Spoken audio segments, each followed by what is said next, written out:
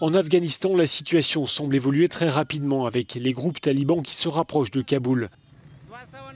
Les forces talibanes ont déjà pris le contrôle de la moitié des capitales provinciales, des succès militaires obtenus en quelques jours à peine.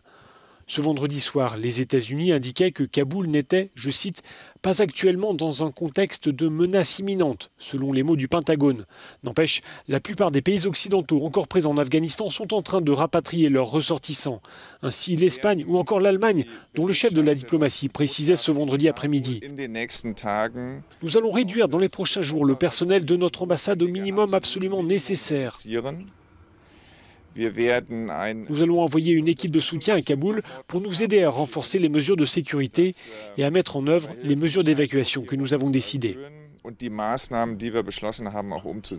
Le secrétaire général de l'OTAN s'est également exprimé à l'issue d'une réunion avec les ambassadeurs de l'Alliance à Bruxelles. Pas de décision officielle, mais un message réaffirmé. Les talibans doivent comprendre qu'ils ne seront pas reconnus par la communauté internationale s'ils prennent le pouvoir par la force. Réaction également à Londres. Ce que nous devons faire maintenant, a dit le Premier ministre britannique, ce n'est pas tourner le dos à l'Afghanistan, mais continuer, en tant que membre du Conseil de sécurité de l'ONU, à travailler avec nos partenaires pour nous assurer que le gouvernement de Kaboul ne laisse pas le pays redevenir un terrain fertile pour le terrorisme.